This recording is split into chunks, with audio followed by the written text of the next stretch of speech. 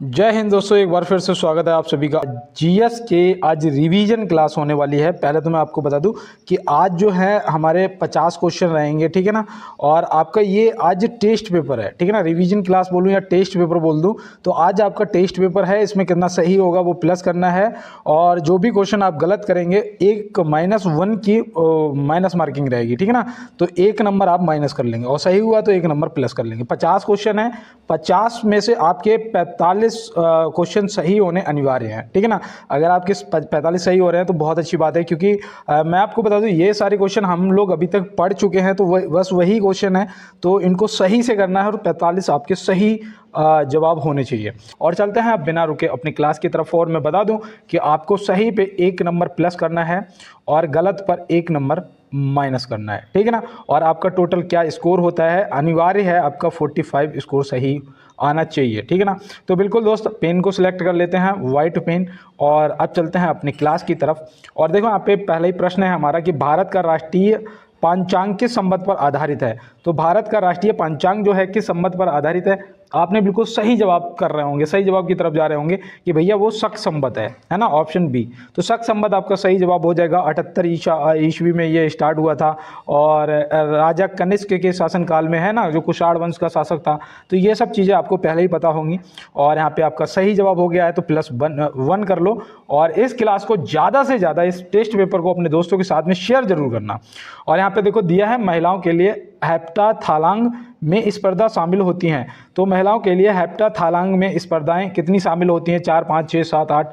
तो यहाँ पे आप सही जवाब जो है आपका क्या होगा, देखो मैं पहले भी बता चुका हूँ, 7 स्पर्धाएं शामिल होती हैं, 7। जिसमें आपका देखो एक तो हो जाती है लॉन्ग जंप, है ना, लंबी कूद। एक आपका हो जाता है भाला फेंक, और एक आपकी 800 मीटर की दौड़ आ जाती है, ठीक है ना। ये आपकी 3 हो गई। और एक आपकी 100 मीटर की बाधा दौड़ होती है, जिसे स्टेपल चेस भी बोलते हो शायद, है। तो ये भी याद रखना। और एक आपकी ऊंची कूद हो जाएगी, है ना, एक आपकी ऊंची कूद हो जाती है, एक गोला फेंक हो जाती है, एक 200 मीटर की दौड़ और हो जाती है, ठीक है ना, एक गोला फेंक। तो ये आपकी 7 जो गेम है वो शामिल होते हैं, तो ये भी आप ध्यान रखेंगे। और चलते हैं इसके साथ में अपने अगले प्रश्न की तरफ।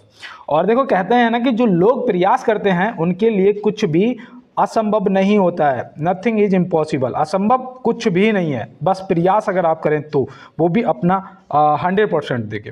और देखो यहाँ दिया है भारत में गरीबी हटाओ और आत्मनिर्भरता की प्राप्ति करना खालिस्तान का मुख्य उद्देश्य था। तो कौन सी पंचवर्षीय का मुख्य उद्देश्य था। तो देखो जो प्रथम थी ये तो भैया कृषि पर आधारित थी, द्वितीय जो थी वो औद्योगिकरण पर आधारित थी, और तृतीय जो थी वो कृषि एवं औद्योगिकरण, मतलब दोनों पे आधारित थी। तो यहाँ पे हमारा जो सही जवाब है वो हो जाएगा इनमें से कोई नहीं, क्योंकि ऑप्शन डी यहाँ पे इसलिए सही होगा कि जो 5वीं पंचवर्षीय योजना थी ना, उसका मुख्य उद्देश्य था कि गरीबी हटाओ और आत्मनिर्भरता को लाना, ठीक है ना, प्राप्त करना। अगले प्रश्न की तरफ देखो, यहाँ दिया है किस वेद में प्राचीन वैदिक युग की संस्कृति के बारे में सूचना दी गई है। तो भैया बताओ यहाँ पे आपका सही जवाब क्या होगा। किस वेद में प्राचीन वैदिक युग की संस्कृति के बारे में सूचना दी गई है। तो वो भैया याद रखना, सबसे पुराना वेद आपका है कौन सा, ऋग्वेद। सबसे पुराना वेद भी आपका ऋग्वेद है, तो आपको याद रखना ऋग्वेद में दी गई है। और देखो यहाँ पे जो आपका सामवेद है, इससे संगीत लिया गया है, ये भी याद रखना। और संगीत का जनक या संगीत कहाँ से लिया गया ये पूछा जाए तो सामवेद बता देना। अर्थवेद में आपके जादू, टोना, वशीकरण और लव मैरिज ये सब आ जाता है, तो ये भी आपको ध्यान में रखना है। तो बिल्कुल आपका यहाँ पे अगर सही हो गया तो +4 कर लो। आपके 4 नंबर हो चुके हैं। और चलते हैं अपने 5वें नंबर की तरफ। देखो यहाँ दिया है हाल ही में नीति आयोग ने महिला उद्यमिता मंच की शुरुआत किस राज्य के साथ की है। तो हाल ही में नीति आयोग ने महिला उद्यमिता मंच की जो शुरुआत है वो किस राज्य के साथ में की है। तो आप यहाँ पे क्या बताएंगे। जो यहाँ पे जो हमारा सही जवाब है वो हो जाएगा इनमें से कोई नहीं। इनमें से कोई नहीं क्यों होगा भाई, तेलंगाना के साथ में किया है। तो मैं यही जानना चाह रहा था कि आप क्या करेंगे सही आंसर। तो मेरे कहने पे नहीं, आपने जब पढ़ा है तो आप बिल्कुल राइट आंसर करेंगे। तो सही हो गया, 5 +5 कर लो। और चलते हैं अपने अगले प्रश्न की तरफ। तो यहाँ दिया है किस राज्य में भारत का पहला फायर पार्क स्थापित किया गया है। भारत का पहला फायर पार्क किस राज्य में स्थापित किया गया है। तो बिल्कुल यहाँ पे जो हमारा सही जवाब देखो, एक तो पहला है तो राज्य तो हो जाएगा भुवनेश्वर, राज्य क्या हो जाएगा, भुवनेश्वर। भुवनेश्वर राज्य हो जाएगा उड़ीसा, और उड़ीसा के भुवनेश्वर में। देखो यहाँ पे मैं यही गलत करने वाला था, तो उड़ीसा के भुवनेश्वर में। तो यहाँ पे सही जवाब हमारा उड़ीसा, ऑप्शन सी हो जाएगा। और चलते हैं इसके साथ में अपने अगले प्रश्न की तरफ। देखो यहाँ दिया है नुआखाई त्योहार ऐतिहासिक रूप से किस राज्य का मूल त्योहार है।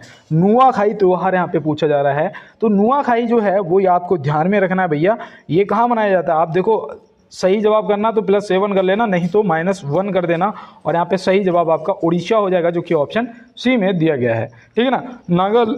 नागालैंड में आपका वो मनाया जाता है हार्नबिल त्यौहार, है ना। ये भी ज़्यादातर पूछ लिया जाता है, हार्नबिल त्यौहार। और देखो राजस्थान में याद रखना वो पूछा जाता है ज़्यादातर गणगौर त्यौहार, है ना। गणगौर त्यौहार, ये भी आप राजस्थान से याद रखेंगे। तो बिल्कुल दोस्त, मैं उम्मीद करता हूँ आप तक आपने बिल्कुल सही स्कोर कर रहे होंगे। और चलते हैं अपने अगले प्रश्न की तरफ। देखिए यहाँ पे हमारा जो अगला प्रश्न है वो पूछा जा रहा है कि He निम्नलिखित में से किस तत्व का आणविक सूत्र है।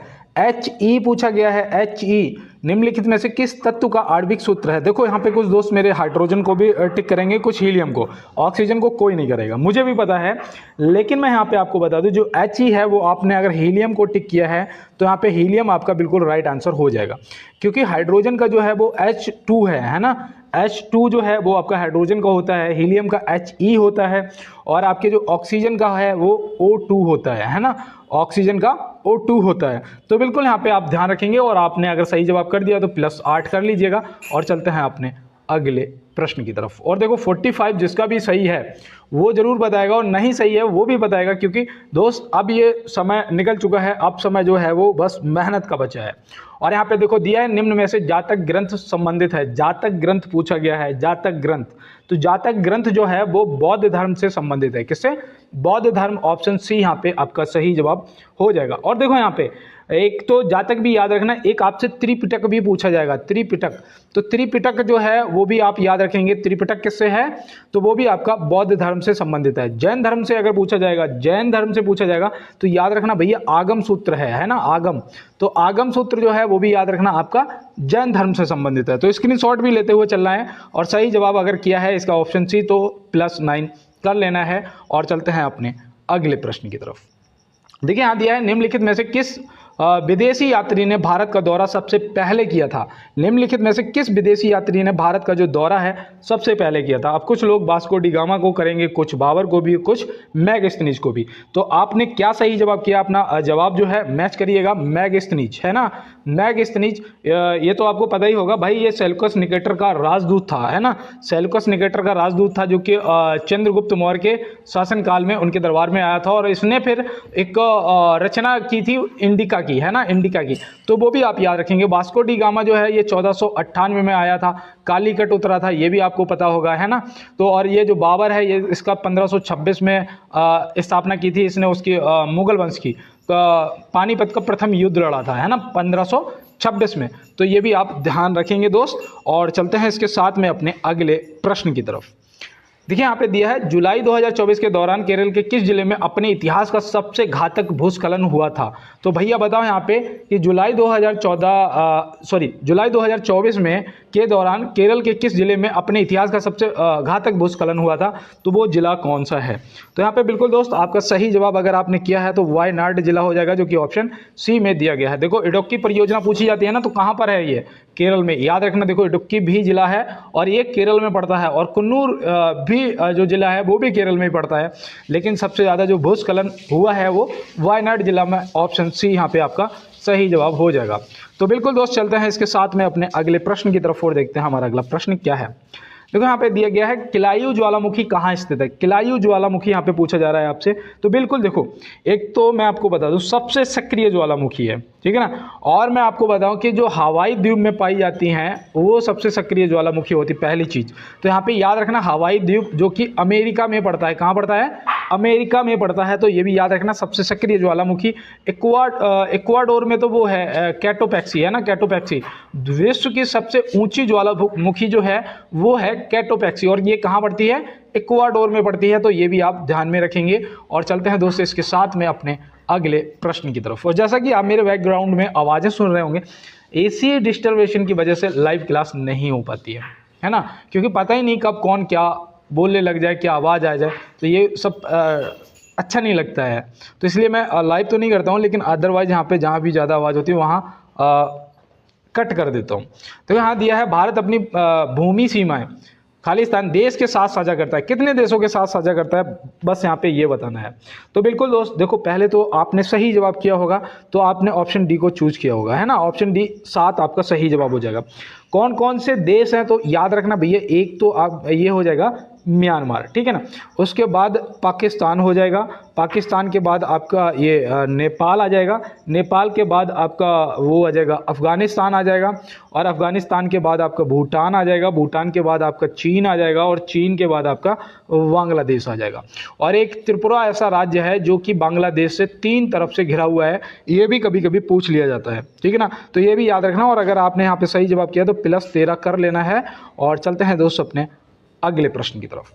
देखो यहाँ दिया है कुचिपुड़ी की उत्पत्ति भारतीय राज्य खालिस्तान के कुचिपुड़ी नामक गांव में हुई थी। तो कुचिपुड़ी यहाँ पे बताना है आपको कौन से राज्य से संबंधित है। यहाँ पे देखो ये किसी का पुराना छपा हुआ रह गया। तो यहाँ पे देखो जो हमारा सही जवाब है, कुचिपुड़ी हमारे आंध्र प्रदेश से संबंधित है ना। कुचिपुड़ी जो है वो कौन से राज्य से संबंधित है, आंध्र प्रदेश से। तो ये भी आप याद रखना। और दूसरा याद रखना कि भैया 1953 में भाषा के आधार पर बनने वाला ये पहला राज्य था। तो ये भी आप ध्यान में रखेंगे। और चलते हैं इसके साथ में अपने अगले प्रश्न की तरफ। देखिए यहाँ दिया है निम्न में से सबसे बाद का वेद कौन सा है। देखो अभी सबसे पुराना पूछा था आपने, ऋग्वेद बता दिया था। यहाँ पे सबसे बाद का पूछा गया है, तो आप क्या बताएंगे। तो भैया याद रखना, यहाँ पे सही जवाब आपका अर्थवेद हो जाएगा। क्या हो जाएगा, अर्थवेद। ऑप्शन सी जो यहाँ पे दे रखा है आपका बिल्कुल सही जवाब हो जाएगा। इसमें देखो अभी मैंने आपको बताया था जादू टोना से संबंधित वेद पूछा जाए, या रोग निवारण से संबंधित वेद पूछा जाए, या फिर आपका वशीकरण है और प्रेम विवाह, इनसे संबंधित अगर पूछा जाए तो आप बता देना अर्थवेद। यजुर्वेद जो है ये याद रखना गद्य और पद्य दोनों में लिखा गया है ना। अगर गद्य और पद्य दोनों में पूछा जाए तो आप यजुर्वेद को टिक कर देंगे। सामवेद जो है याद रखना भैया संगीत से संबंधित है। तो यहाँ पे अगर ऑप्शन बी को आपने टिक किया है तो +15 कर लीजिएगा। और चलते हैं इसके साथ में अपने अगले प्रश्न की तरफ। देखो यहाँ दिया भारतीय महिला क्रिकेट टीम की मुख्य कोच किसे नियुक्त किया गया है। भारतीय महिला क्रिकेट टीम की मुख्य कोच किसे नियुक्त किया गया है। तो यहाँ पे आपका सही जवाब जो है वो क्या होगा। और तब तक मैं आपको एक लाइन बता दूं, देखो अगर कभी लगता है ना कि हौसला टूट रहा है या हमसे नहीं होगा, तो मैं आपको बता दूं तो अपने घर की स्थितियों में परिवर्तन के लिए चुने गए हो, ठीक है ना। और जो अपने घर की परिस्थितियों जो परिस्थिति होती है, जो स्थिति होती है, उसके परिवर्तन के लिए चुना जाता है, उसका दोस्त जीवन कभी सरल नहीं होता है। उसका जो जीवन है वो कभी सरल नहीं होता है। तो इसलिए बिल्कुल आप घबराएंगे नहीं, पूरी हिम्मत के साथ मुकाबला करेंगे अपनी परेशानियों से, और एक दिन सफलता आपको मिलेगी, ये मेरा भरोसा है। और यहाँ पे देखो जो हमारा सही जवाब है वो हो जाएगा अमोल मजूमदार। ऑप्शन ए यहाँ पे हमारा सही जवाब हो जाएगा। आप याद रखेंगे अगर कप्तान की बात की जाएगी तो याद रखना हरमनप्रीत कौर जी जो है वो कौन है, वो है कप्तान। तो ये भी आप याद रखेंगे, ठीक है ना। स्क्रीनशॉट ले लो। और चलते हैं दोस्त अपने अगले प्रश्न की तरफ। देखो यहाँ दिया है निम्नलिखित में से सैयद वंश का संस्थापक, आप अपने प्रश्न का जवाब करिएगा कि सैयद वंश का संस्थापक कौन था। तो सैयद वंश का भैया यहाँ पे पूछा गया है, तो बहुत आसान है। आपने सही जवाब किया होगा खिज्र खान, है ना। खिज्र खान आपने बिल्कुल सही किया होगा। देखो जो बहलोल लोधी है, बहलोल लोधी याद रखना, ये भैया लोधी वंश का संस्थापक है। किसका, लोधी वंश का संस्थापक है। गयासुद्दीन जो है ये गयासुद्दीन तुगलक है ना। तो ये तुगलक वंश का संस्थापक है। बाबर जो है ये मुगल वंश का संस्थापक है। तो ये सब संस्थापक भी आपको याद रखना है। और अगर यहाँ पे आपने सही किया तो +17 कर लीजिएगा। और चलते हैं इसके साथ में अपने अगले प्रश्न की तरफ। आज के टेस्ट पेपर है, ये मत कहना कि क्वेश्चन सरल है ना। आपको सही क्वेश्चन करने हैं बस। देखो यहाँ दिया है यात्री इब्न बतूता कहाँ से आया था। यात्री इब्न बतूता जो है ये कहाँ से आया था, तो आप यहाँ पे क्या बताएंगे। देखो भाई ये आया था मोरक्को से। कहाँ से आया था, मोरक्को। ऑप्शन सी यहाँ पे आपका हो जाएगा बिल्कुल सही जवाब। और मैं आपको बता दूं मोहम्मद बिन तुगलक के शासनकाल में आया था। किसके, मोहम्मद बिन तुगलक के शासनकाल में आया था। तो ये भी आप ध्यान रखेंगे, हो सकता है कि ये पूछ लिया जाए। और चलते हैं इसके साथ में अपने अगले प्रश्न की तरफ। देखो यहाँ दिया है PR सीरीजेस एक खालिस्तान है। PR सीरीजेस क्या है भाई, तो ये आपको पता होना चाहिए। इस ओलंपिक में जो अभी मेडल मिला है हॉकी टीम को, है ना।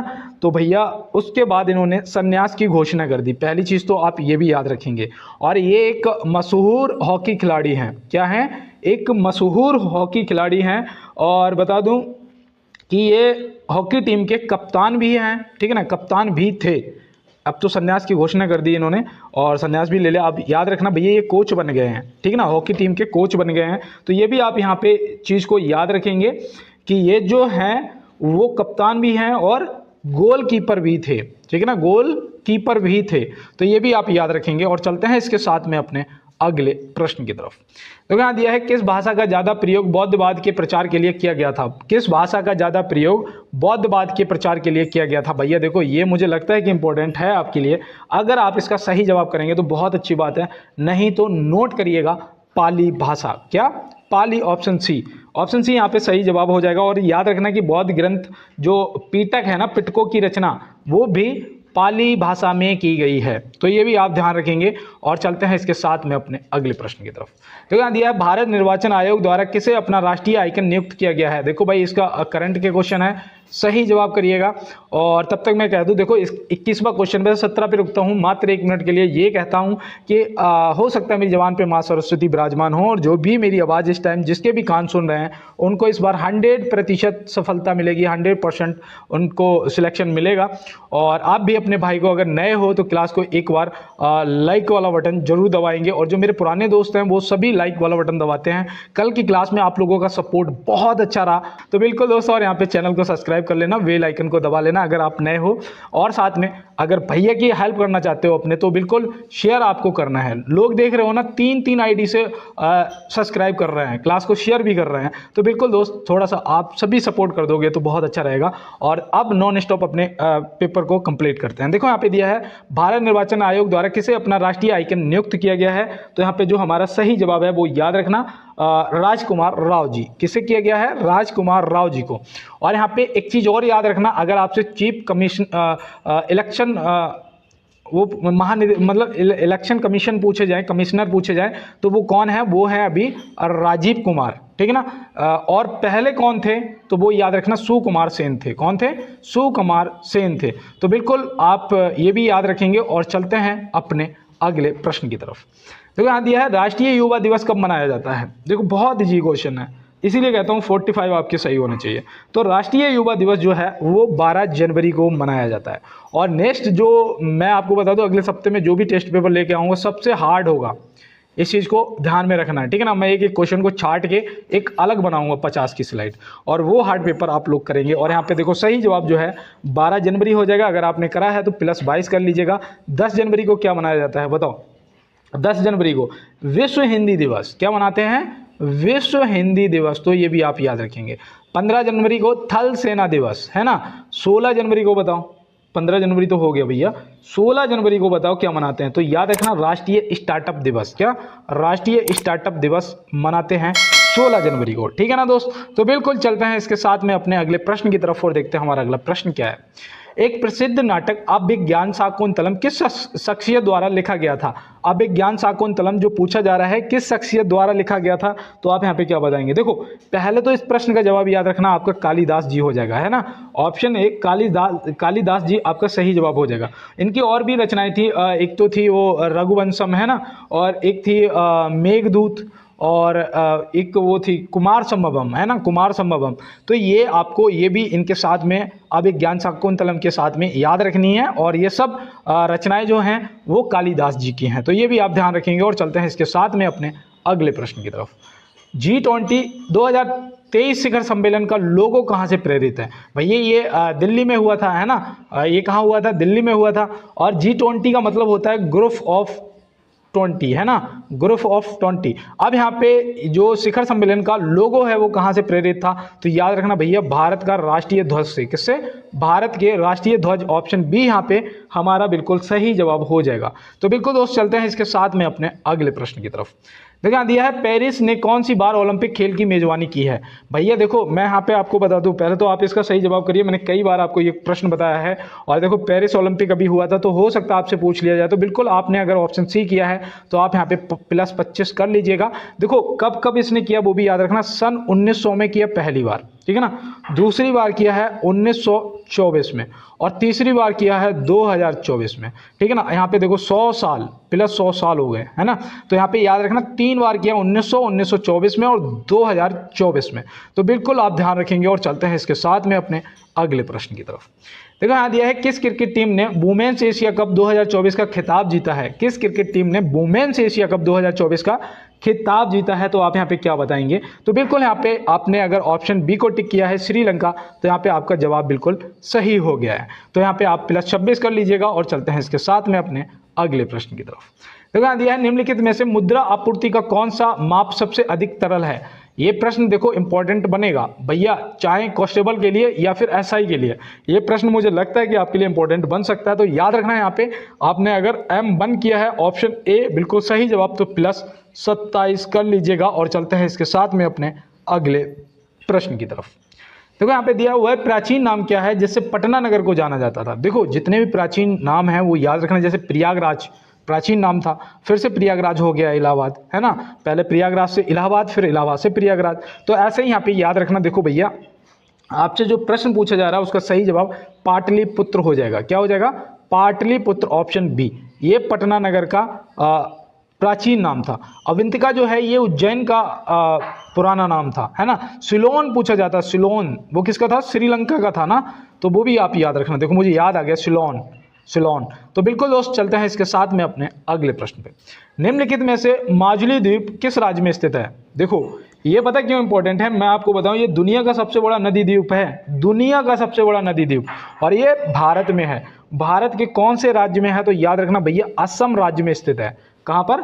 असम राज्य में। इसका जो क्षेत्रफल है ना, इसका जो क्षेत्रफल है देखो वो भी लिख लो, हो सकता है कि आपके लिए इंपॉर्टेंट हो। 352 वर्ग किलोमीटर है ना, 352 वर्ग किलोमीटर, और ये दुनिया का सबसे बड़ा नदी द्वीप है। और दूसरी चीज बता दूं, ये ब्रह्मपुत्र नदी पर है। कौन सी नदी? ब्रह्मपुत्र नदी, जिसकी लंबाई कितनी है? 2900 किलोमीटर है ना, 2900 किलोमीटर है। तो ये भी आप ध्यान रखेंगे। तो बिल्कुल दोस्त स्क्रीनशॉट ले लेते हैं और चलते हैं अपने अगले प्रश्न की तरफ। देखो यहाँ पे दिया है भारतीय संविधान का कौन सा भाग संघ और उनके राज्य क्षेत्रों से संबंधित है। भारतीय संविधान का कौन सा भाग उनके राज्य क्षेत्र से, मतलब संघ और राज्य क्षेत्र से संबंधित है? तो भैया यहाँ पे हमारा जो सही जवाब है वो क्या होगा? भाग 1 हो जाएगा। क्या हो जाएगा? भाग 1 हो जाएगा। ये आप याद रखना। भाग 2 में आपकी नागरिकता दी गई है, भाग 3 में आपके मौलिक अधिकार आ जाते हैं, है ना। देखो ये भाग 1 जो है ये आर्टिकल 1 से 4 तक है, भाग 2 जो है वो आर्टिकल 5 से 11 तक है, और भाग 3 जो है वो आर्टिकल 12 से 35 तक है। तो ये सब आपको ध्यान में रखने हैं, ठीक है ना दोस्त। तो बिल्कुल चलते हैं इसके साथ में, स्क्रीनशॉट ले लो और चलते हैं इसके साथ में अपने अगले प्रश्न पर। तो यहाँ दिया है किस अनुच्छेद में जिला न्यायाधीशों की नियुक्ति दी गई है। और यहाँ पे देखो प्रश्न दिया गया है कि न्यायाधीशों की जो नियुक्ति है वो दी गई है आर्टिकल 233 में। किस में दी गई है? अनुच्छेद 233, ऑप्शन ए यहाँ पे सही जवाब हो जाएगा। अनुच्छेद 256 आपको पता है, अनुच्छेद 256 केंद्र सरकार जो है वो राज्य सरकारों को निर्देश दे सकती हैं, तो इससे संबंधित है, ये भी आप याद रखना। और आर्टिकल 280 जो है ये भी आपके लिए मोस्ट इंपॉर्टेंट है, क्यों? इसमें पता क्या है, इसमें वित्त आयोग का गठन है ना, वित्त आयोग के गठन से संबंधित है आपका आर्टिकल 280। तो इसका भी आप स्क्रीनशॉट ले लें और चलते हैं अपने अगले प्रश्न की तरफ। देखो यहाँ दिया गया है जीआई टैग की समय सीमा क्या होती है। जीआई टैग की जो समय सीमा है वो क्या होती है? पहले तो मैं आपको बताऊं कि जीआई टैग की जो समय सीमा होती है वो तो होती है 10 वर्ष, लेकिन अगर कोई इसे बढ़वाना चाहे राज्य तो बढ़ भी जाती है, ठीक है ना। और दूसरी चीज याद रखना कि सबसे ज्यादा जीआई टैग जो है वो उत्तर प्रदेश के पास है, 75, ठीक है ना, ये भी याद रखना। अगर आपसे पूछा जाए कि जीआई टैग का जो रजिस्ट्री मुख्यालय है वो कहाँ है, तो वो है भैया चेन्नई में। चेन्नई मतलब तमिलनाडु, है ना, चेन्नई मतलब तमिलनाडु में। तो ये भी आप ध्यान रखेंगे, ठीक है ना। तो यहाँ पे अगर आपने सही जवाब किया तो +32 कर लीजिएगा और आप बहुत अच्छे स्कोर के साथ चल रहे हैं। और अपना अगला प्रश्न है कि किसने असम राइफल के नए महानिदेशक के रूप में पदभार ग्रहण किया है। तो भैया बताओ किसने असम राइफल के नए महानिदेशक के रूप में पदभार ग्रहण किया है। तो यहाँ पे जो हमारा सही जवाब है वो क्या होगा, तो बिल्कुल यहाँ पे लेफ्टिनेंट जनरल विकास लाखेरा हो जाएगा आपका बिल्कुल सही जवाब, है ना। ऑप्शन सी यहाँ पे हमारा सही जवाब हो जाएगा। दूसरा मैं आपको बताऊं, असम राइफल जो है सबसे पुरानी है ना। इसकी जो स्थापना है वो 1835 में हुई थी। कब हुई थी? 1835 में। इसके मुख्यालय की अगर बात करें तो मुख्यालय इसका शिलोंग में पड़ता है। कहाँ पड़ता है? शिलोंग में। मेघालय की राजधानी क्या है? कमेंट बॉक्स में बताना, ठीक है। है ना। और इसका मुख्यालय जो है शिलोंग में पड़ता है। अगर आपसे यहाँ पे आरपीएफ के महानिदेशक पूछे जाए तो श्री मनोज यादव हैं, जिसके पेपर की हम लोग तैयारी कर रहे हैं। आरपीएफ के पेपर की तैयारी कर रहे हैं ना, आरपीएफ के महानिदेशक श्री मनोज यादव हैं, ये भी आप ध्यान रखेंगे, विशेष रूप से स्क्रीनशॉट ले लो। और चलते हैं दोस्त अपने अगले प्रश्न की तरफ। यहाँ दिया है पुरुषों की 50 मीटर राइफल 3P स्पर्धा में स्वप्निल कुसाले ने कौन सा पदक जीता है। पुरुषों की 50 मीटर राइफल 3P स्पर्धा में स्वप्निल कुसाले ने कौन सा पदक जीता है। तो आप यहाँ पे सही जवाब क्या बताएंगे। तो बिल्कुल दोस्त यहाँ पे आपका कांस्य मेडल हो जाएगा, जो कि ऑप्शन सी में दिया गया है। आपने अगर ऑप्शन सी लगाया तो आपका सही जवाब होता है। और चलते हैं अपने अगले प्रश्न पर। संगीत नाटक अकादमी पुरस्कार पहले किसके नाम से जाना जाता था। अगर आपका पहले स्कोर थोड़ा गड़बड़ हुआ है तो अब सही कर लो यार, क्योंकि पेपर में भी ऐसा ही होता है, कहीं पे हार्ड क्वेश्चन होंगे, कहीं पे सरल होंगे। तो ऐसा ही आज यहाँ पे होने वाला है ना। तो याद रखना भैया, राष्ट्रपति पुरस्कार के नाम से जाना जाता था। किसके? राष्ट्रपति पुरस्कार के नाम से जाना जाता था। इसकी स्थापना जो है वो याद रखना 1953 में हुई थी। कब हुई थी? 1953 में हुई थी संगीत नाटक अकादमी पुरस्कार की। तो ये भी आप याद रखेंगे। और चलते हैं इसके साथ में अपने अगले प्रश्न की तरफ। यहाँ दिया ऋग्वेद में कुल कितने अध्याय या मंडल हैं। तो भैया कितने मंडल कितने अध्याय हैं तो आप यहाँ पे बताएंगे। तो यहाँ पे जो सही जवाब है वो अगर किसी ने 10 को टिक किया है तो आपका सही जवाब हो गया। अगर 1028 को टिक किया है तो याद रखना भैया सूक्तों की संख्या है इतनी। कितनी? सूक्तों की जो संख्या है वो है ये जो आप बता रहे हो, ठीक है ना। और अगर आपसे मंत्रों की संख्या पूछी जाए तो आप क्या बताओगे। ऋग्वेद में मंत्रों की संख्या अगर पूछी जाए तो याद रखना 10,462। कितनी है? 10,462 मंत्र हैं। तो ये भी आप ध्यान रखेंगे। तो बिल्कुल दोस्तों, और चलते हैं इसके साथ में अपने अगले प्रश्न की तरफ और देखते हैं हमारा अगला प्रश्न क्या है। गुदई महाराज का संबंध किस वाद्य यंत्र से है। देखो यहाँ पे जो सही जवाब है वो याद रखना तबला। अगर आपने तबला को टिक किया है ना तो यहाँ पे दोस्त आपका सही जवाब हो गया। गुदई महाराज जो है ये बनारस घराने से हैं। देखो मैं भूल गया था लेकिन अचानक याद आ गया, ये बनारस घराने से हैं, ये भी आप याद रखना। और ये तबला बजाते हैं, तबला से संबंधित हैं। जो आपने देखा होगा पिक्चर वगैरह में घोड़े की आवाज़ आती है टिक टिक टिक टिक टिक टिक, वो यही बजाते हैं, ठीक है ना। तो आपको ये भी ध्यान रखना है दोस्त। और मैं आपको बता दूं यहाँ पे जो सितार से संबंधित उन्हें याद रखना पंडित रवि कुमार शर्मा है ना, पंडित रविशंकर, पंडित रविशंकर को, ठीक है ना। तो आप याद रखेंगे। और चलते हैं इसके साथ में अपने अगले प्रश्न पे। गुलरुखी के नाम से कौन जाना जाता था। गुलरुखी के नाम से कौन जाना जाता था भैया। आगरा की स्थापना सिकंदर लोदी है ना, ऑप्शन बी। और आमीर खुसरो को तो तूतीए हिंद के नाम से जानते हैं, है ना। तो ये भी आप ध्यान रखेंगे। तो बिल्कुल दोस्त, और चलते हैं इसके साथ में अपने अगले प्रश्न पे। कहाँ पर पहला अंतर्राष्ट्रीय समुद्र तट महोत्सव आयोजित हुआ था। कहाँ पर पहला अंतर्राष्ट्रीय समुद्र तट महोत्सव आयोजित हुआ था। तो आप यहाँ पे क्या बताएंगे। आपका सही जवाब केरल हो जाएगा। अगर आपने केरल को टिक किया है तो +39 कर लीजिएगा, ठीक है ना। और चलते हैं इसके साथ में अपने अगले प्रश्न पे। देखो यहाँ दिया महात्मा गांधी जी द्वारा दांडी मार्च किस वर्ष शुरू किया गया था। महात्मा गांधी जी द्वारा दांडी मार्च किस वर्ष शुरू किया गया था। देखो यहाँ पे मैं थोड़ा सा आपको एक्स्ट्रा बताऊंगा, वो भी नोट करना। पहले तो याद रखना ये 12 मार्च 1930 में स्टार्ट हुआ था, है ना। कितने दिन तक चला था भैया। 12 मार्च 1930 को स्टार्ट हुआ था। ये 24 दिनों की यात्रा थी, है ना। और ये कहाँ से कहाँ तक। सो साबरमती आश्रम से दांडी गुजरात तक, ठीक है ना। और ये भी आप याद रखना। और नमक सत्याग्रह के नाम से भी इसे जाना जाता है। तो ये भी आप ध्यान रखेंगे, ठीक है ना दोस्त। तो कुछ भी ऐसा नहीं रह रहा है यहाँ पे, स्क्रीनशॉट ले लो। और चलते हैं अपने अगले प्रश्न की तरफ। निम्नलिखित में से आदित्य L1 कब लॉन्च हुआ था। आदित्य L1 यहाँ पे पूछा जा रहा है कब लॉन्च हुआ था और कहाँ से हुआ था, बताइएगा आप। तो याद रखना भैया, आदित्य L1 जो लॉन्च हुआ था वो 2 सितंबर 2023 को हुआ था। और यहाँ पे ऐसा कहीं दिया नहीं है। तो यहाँ पे ऑप्शन डी को हम आसानी से टिक करेंगे, जो कि इनमें से कोई नहीं हमारा सही जवाब हो जाएगा। और हम नोट कर लेंगे 2 सितंबर 2023, है ना। 2 सितंबर 2023। अगर आपने आंसर सही किया तो ठीक है। और श्री हरिकोटा से हुआ था, सतीश धवन अंतरिक्ष केंद्र से, है ना। सतीश धवन अंतरिक्ष केंद्र से हुआ था श्री हरिकोटा। तो आप ध्यान रखेंगे। और चलते हैं इसके साथ में अपने अगले प्रश्न की तरफ। एक मिनट। विश्व का सबसे बड़ा रेलवे प्लेटफॉर्म कहाँ स्थित है। विश्व का पूछा है, विश्व का। तो विश्व का सबसे बड़ा रेलवे प्लेटफॉर्म भी हमारे अपने प्यारे भारत में स्थित है, जो कि हुबली, है ना। कहाँ पर? कर्नाटक, है ना। और लंबाई जो है वो 1507 मीटर है। कितनी है? 1507 मीटर भैया, मतलब 1.5 किलोमीटर से थोड़ा ज़्यादा, 7 मीटर ज़्यादा, ठीक है ना। तो ऐसे ध्यान रखेंगे और चलते हैं इसके साथ में अपने अगले प्रश्न की तरफ। यूनेस्को के 40वें विश्व धरोहर सत्र की मेजबानी कहाँ हुई थी? यूनेस्को के 40वें विश्व धरोहर सत्र की जो मेजबानी है वो कहाँ हुई थी? तो बिल्कुल याद रखेंगे, नई दिल्ली में। ऑप्शन ए यहाँ पे क्या हो जाएगा? हमारा बिल्कुल सही जवाब हो जाएगा। और चलते हैं इसके साथ में अपने अगले प्रश्न पे। स्थायी सेना की प्रथा किसने प्रारंभ की थी? स्थायी सेना की जो प्रथा है वो किसने प्रारंभ की थी? तो याद रखना, अलाउद्दीन खिलजी ने की थी। किसने? अलाउद्दीन खिलजी। ऑप्शन सी यहाँ पे सही जवाब। अगर सही हो रहे हैं तो 44। बस एक क्वेश्चन और आपके लिए बचा है, जो कि आपको बिल्कुल first grade, A grade pay ले जाएगा, ठीक है ना। तो यहाँ पे देखो, बृहदेश्वर मंदिर का निर्माण किसने कराया था? बृहदेश्वर मंदिर का जो निर्माण है वो किसने कराया था? तो याद रखना, राजराजा प्रथम ने। तो राजराजा चोल प्रथम। ऑप्शन सी यहाँ पे हमारा क्या हो जाएगा? बिल्कुल सही जवाब हो जाएगा। और इन्होंने कब कराया था वो सन भी आपको याद रखना है, 1003, है ना। 1003 से 1010 तक। तो यहाँ पे आप ये याद रखेंगे, ठीक है ना। 1003 से 1010 तक इसका निर्माण कराया था, तो ये भी आपको ध्यान में रखना है। और चलते हैं इसके साथ में अपने अगले प्रश्न पे।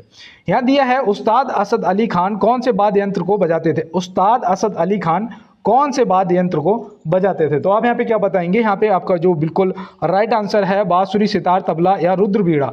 तो बिल्कुल मैं उम्मीद करता हूँ कि आपने ऑप्शन डी लगा दिया होगा, रुद्र बीड़ा। ऑप्शन डी बिल्कुल सही जवाब हो जाएगा। तो बिल्कुल दोस्त, चलते हैं इसके साथ में अपने अगले प्रश्न पे। देखो यहाँ दिया है, मिशन चंद्रयान 3 के रोवर का नाम क्या था? मिशन चंद्रयान 3 के रोवर का नाम क्या था? आपके 3 प्रश्न बच रहे हैं, बस 3। अब यहाँ पे आपको जवाब गलत नहीं करना। तो याद रखना, प्रज्ञान था। क्या था दोस्त? प्रज्ञान। ऑप्शन बी यहाँ पे आपका बिल्कुल सही जवाब हो जाएगा। अगर लैंडर की बात करेंगे, तो विक्रम था। कौन सा? लैंडर की अगर बात करेंगे तो विक्रम था। रोवर की बात करेंगे तो प्रज्ञान था। अगर कब लॉन्च हुआ था तो वो अगर बात करेंगे तो कब बताओगे? 14 जुलाई 2023। कब हुआ था? 14 जुलाई 2023 को। तो ये भी आप ध्यान में रखेंगे, ठीक है ना। तो बिल्कुल दोस्त, स्क्रीनशॉट ले लो इसका, और ये एक्स्ट्रा डिटेल को नोट करते हुए चलेंगे और देखते हैं हमारा अगला प्रश्न क्या है। देखा दिया, निम्नलिखित में से इसरो की स्थापना कब हुई थी? इसरो की स्थापना यहाँ पे पूछ लिया गया है। तो आप यहाँ पे क्या बताएंगे? इसरो की जो स्थापना है ना, वो हुई थी 15 अगस्त 1969 को। कब हुई थी? 15 अगस्त 1969। ऑप्शन सी यहाँ पे आपका सही जवाब हो जाएगा। इसरो का जो मुख्यालय है वो कहाँ पर है बताओ? इसरो का मुख्यालय जो है वो आपका बेंगलुरु में है दोस्त। कहाँ पर है? बेंगलुरु में है। तो ये भी याद रखना। वर्तमान इसके अध्यक्ष कौन है? वर्तमान इसके अध्यक्ष कौन है, ये भी आपसे पूछा जा सकता है। तो याद रखना, एस सोमनाथ। कौन है? एस सोमनाथ। तो ये भी आप ध्यान में रखेंगे। तो बिल्कुल दोस्त, और चलते हैं इसके साथ में अपने अगले प्रश्न पे। तो यहाँ दिया है, एशियाई खेल 2023 के भारतीय टीम का आधिकारिक प्रायोजक कौन है? एशियाई खेल 2023 के भारतीय टीम का आधिकारिक प्रायोजक कौन है? तो यहाँ पे आप क्या बताएंगे? देखो यहाँ पे आपको याद रखना है भैया, अमूल है। अमूल। अमूल कौन से राज्य का राजकीय दूध है बताओ? अमूल ये भैया गुजरात का है। किसका? गुजरात का। देखो इसकी स्पेलिंग होती है AMUL। कभी नहीं भूलोगे, एक चीज बता रहा हूं, देखो, अमूल मिल्क यूनियन लिमिटेड। क्या है इसका full form? Amul milk union limited. Amul का फुल फॉर्म, ठीक है ना, अमूल मिल्क यूनियन लिमिटेड। पराग जो है ये उत्तर प्रदेश का राजकीय दूध है ना। पराग जो है ये डेयरी का नाम है, और याद रखना ये उत्तर प्रदेश से संबंधित है, पराग। तो बिल्कुल दोस्त, और चलते हैं अपने लास्ट क्वेश्चन पे। और यहाँ पूछा है, निम्न में से तीर्थकार शब्द किस धर्म से संबंधित है? एक आपका आज का HW, जो कि कल मैं अपने कमेंट बॉक्स में लगाऊं। दोस्त थोड़ा सा सपोर्ट तो आपको करना पड़ेगा। और मिलते हैं दोस्त नेक्स्ट क्लास में नेक्स्ट प्रश्नों के साथ में। तब तक के लिए मेरे सभी छोटे बड़े भाई बहन दोस्तों को जय हिंद, वंदे मातरम, भारत माता की जय।